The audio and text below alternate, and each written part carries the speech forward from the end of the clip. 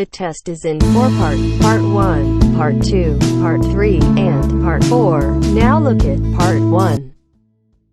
Part 1. Ielts practice. Questions 1 to 6. You will hear a telephone conversation about studying abroad. You should answer the questions as you listen because you will not hear the recording a second time. First, you have some time to look at questions 1 to 6. Listen carefully and answer questions 1 to 6. Hello, admissions guidance. How can I help? Hello. I'd like some information about studying at your university. Can you help me? Yes, of course. What course are you interested in applying for? International business. I already have a first degree from a university in my country. Fine. So you'd want to do a master's level course? Yes, that's right. OK. We offer an MIB course. That's a 12-month full-time course. I can send you details of that course, or you can download a PDF file from our website. Could you put it in the post, please? I don't have access to the internet at the moment. Could you tell me what qualifications I need for that course? Yes, for the MIB, you need a first degree. The minimum qualification is a 2-1 or a first. OK. And in English language, you need a score of 7 or above in Ielts. That's not a problem. I have a 9. That's fine. Could you tell me the course hours and the semester dates, please? Yes, there's a total of 10 hours of lectures, seminars and tutorials a week, and there's an extended stay abroad at the beginning of the second semester. That involves spending a month at the national head office of a multinational corporation. OK. And the semester dates are... just a moment.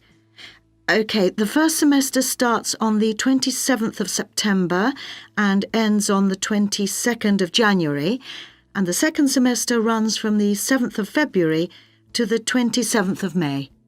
Can you tell me a bit more about the actual course content?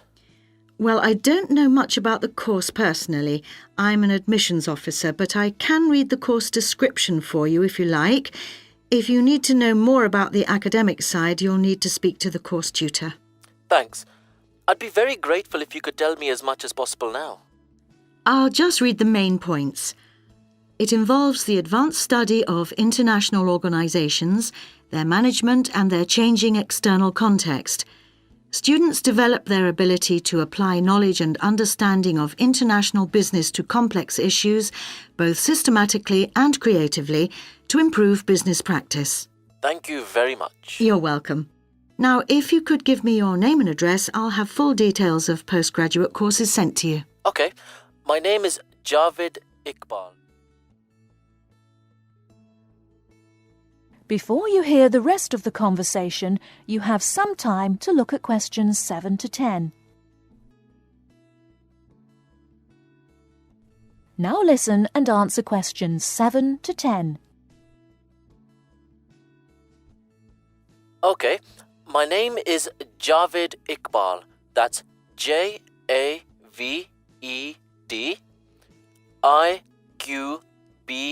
Iqbal. Thank you. And your home address, Mr. Iqbal? It's Aga Khan Road, Shalimar 5, Islamabad, Pakistan. Thank you. And could I ask you 1 or 2 more questions for our records? Yes, of course. What was your first degree in? I did economics. I got a first-class degree. And where did you study? At the university here in Islamabad. OK. Now, you said you had an Ielts level 9. Could I ask what your first language is? Actually, I'm bilingual in Urdu and English. Thank you very much. I'll put full details in the post today. Thank you. And thanks for all the information. Not at all, Mr. Iqbal. Thank you for calling. That is the end of Part 1. You now have half a minute to check your answers. Turns to Part 2. Part 2. First, you have some time to look at questions 11 to 15.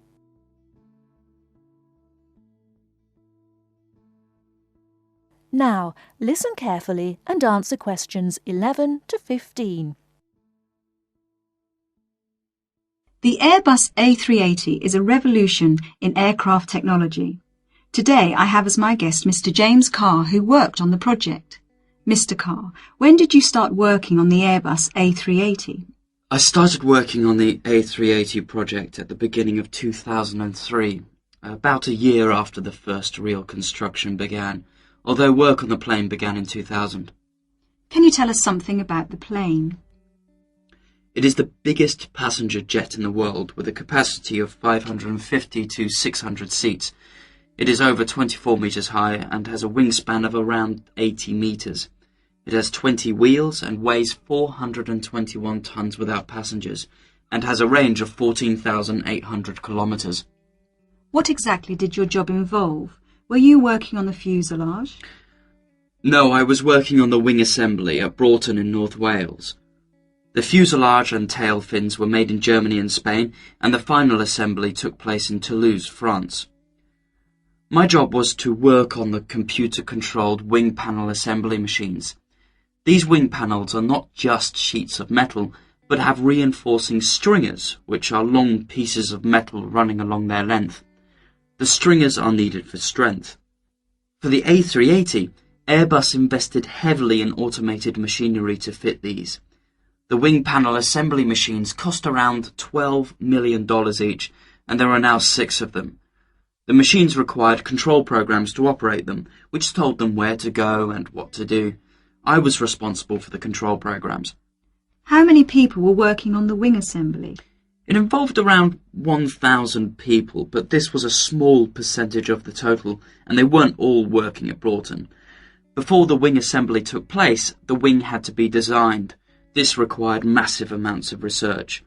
The wing must be strong enough, but the weight must be kept to a minimum for safe takeoff and landing. The takeoff speeds for large aircraft can exceed 330 kilometers per hour. What was the factory at West Broughton like? Very big. The part I worked in was as high as a 6 or 7 story building. On some days, there were clouds inside the main building. There were other buildings, offices and departments inside the main buildings. Workers used bicycles, trucks and vans to get around inside. The building is the size of 6.5 football pitches. How did you test the wing? The wings went through several tests to confirm design and stress predictions. For the new aircraft, we tested one set of wings to destruction to find the strength. In other words, we completely destroyed the wing. We used another set of wings for fatigue testing. Fatigue testing is where we move the wings up and down repeatedly over a long period to check that they perform well and that no cracks appear. There were also test aircraft that pilots flew to check flying performance, fuel economy, loading and safety. How did you feel when the first plane was finished? The A380 is the most significant commercial aerospace project in over 30 years, and so it was good to be involved with something so important. On the 27th of April 2005, we watched as the A380 test aircraft flew for the first time, and there was a real sense of achievement. Did you have any problems during the construction? We didn't attempt a project of this size without expecting some problems. The whole thing was a problem-solving challenge from start to finish. Nothing was predictable. For example, while we were developing the programs, the robots nearly put holes in the wrong place and we had to start again. All these problems cost the company millions of dollars along the way. How much did the whole project cost?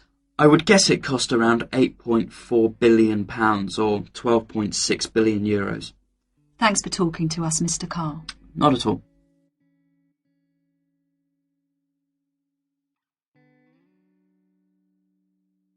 Before you hear the rest of the talk, you have some time to look at questions 16 to 20.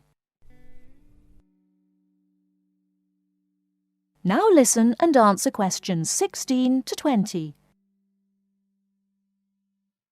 Welcome to Eurostar International Customer Relations. For English, please press 1. Thanks. Your call will now be placed in a queue and answered as soon as an agent becomes available.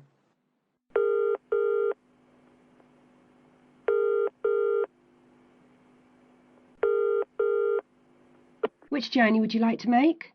London to Paris, return. And what is your date of travel, please? The 21st of March, coming back on the 6th of April. What time of day would you like to travel? Around midday is best for me. There is one departing at 12:09 from Waterloo Station. Pardon? Could you repeat that, please? 12:09.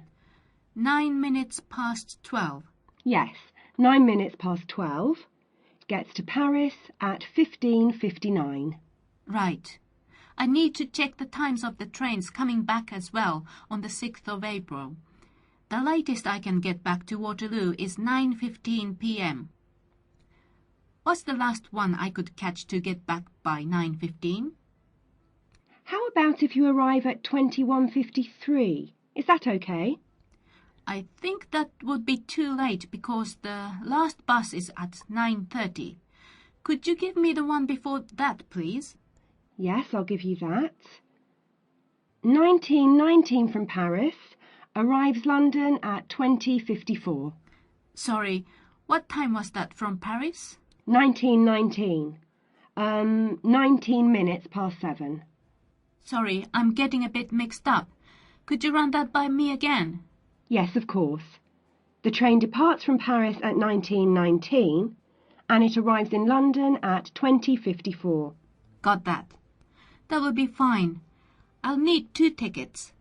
Can we get a discount with our I6 student cards? Yes, of course.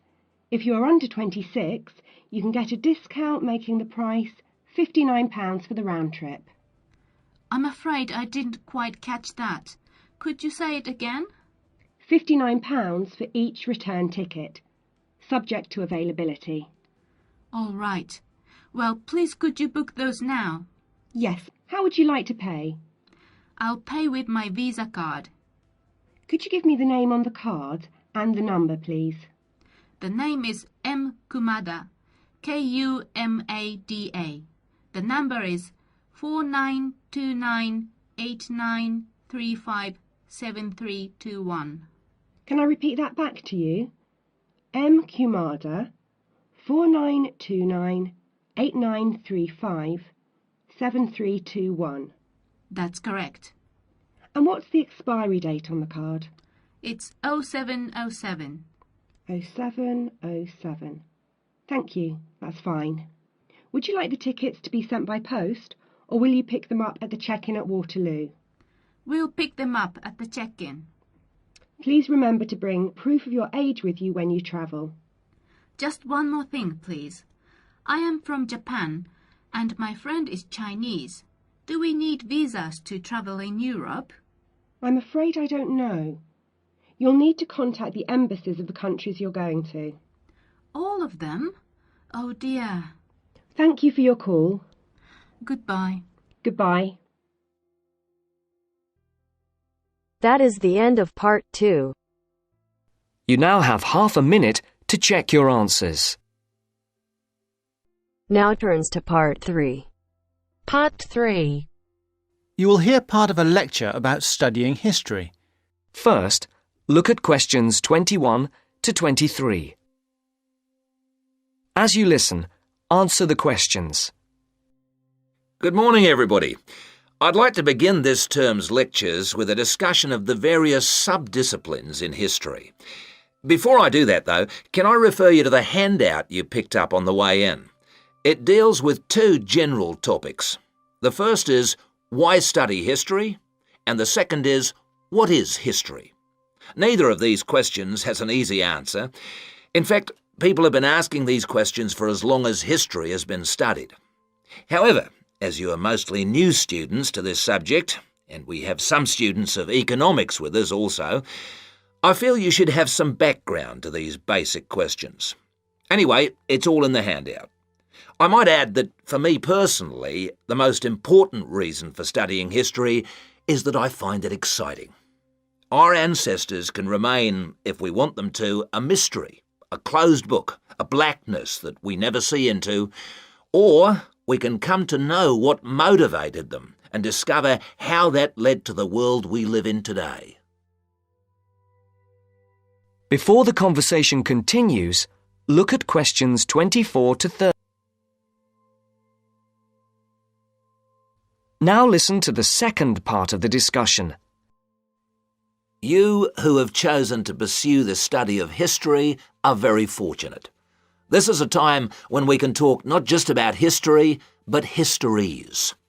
Traditionally, history was seen as one subject, and the subject matter was clear.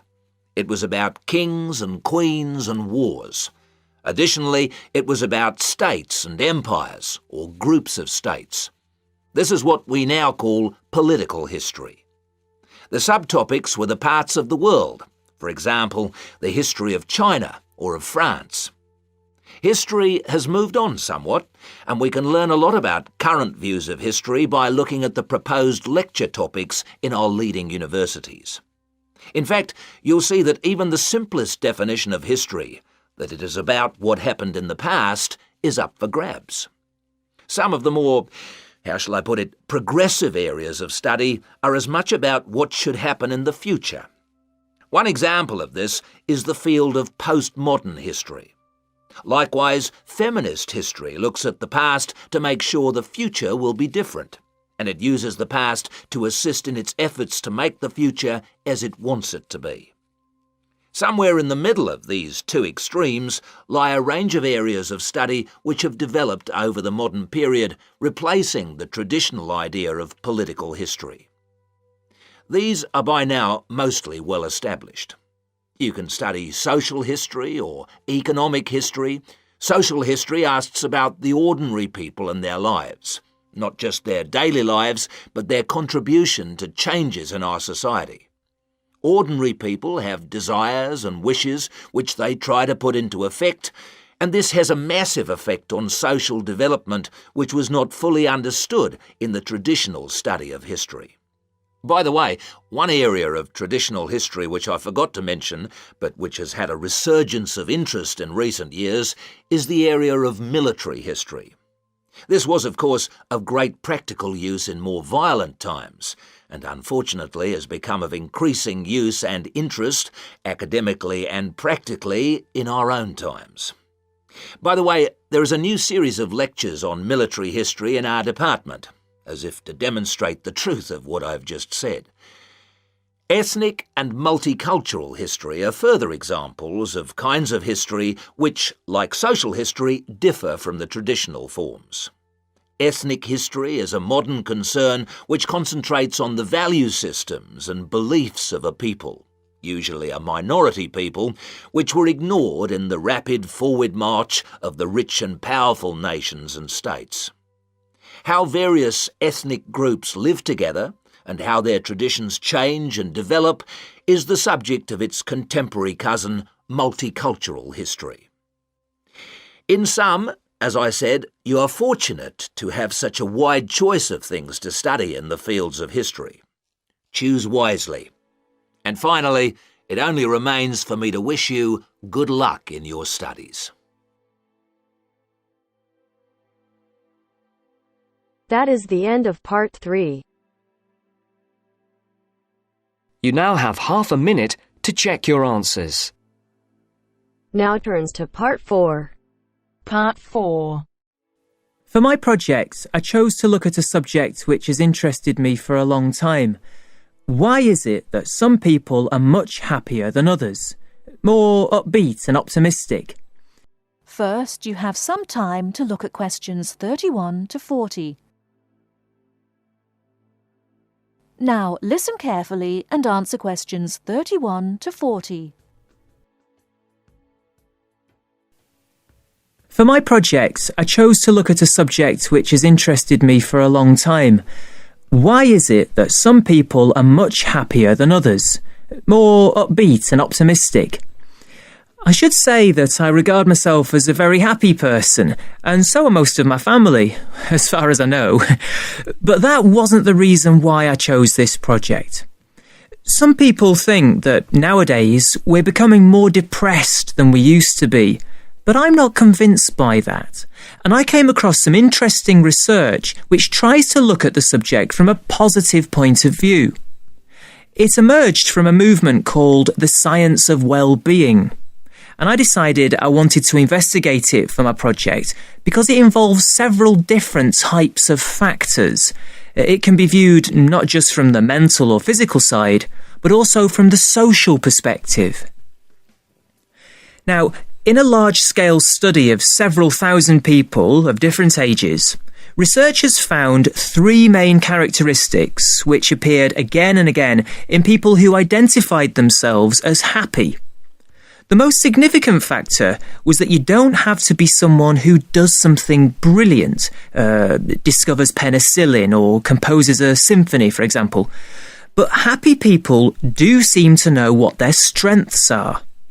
This enables them to make the best of themselves and not to dwell on what they're doing badly. Another striking finding was that happy people tend to be very curious, not about family gossip or things like that, but about larger issues, like current events. I remember one person the researchers interviewed had never learned to read, but he was happy because he kept up through TV news. And then, and this surprised me, people don't have to have lots of friends to be happy, but they do have to be able to appreciate what they do have, the good fortune they've had, and how different their lives could have been if they hadn't been so fortunate. Turning now to what the research says should be avoided if people are going to stay happy. The 3 things that stand out are as follows. First of all, reflection time on your own is good, but not if people use that time regretting mistakes and blaming themselves for everything.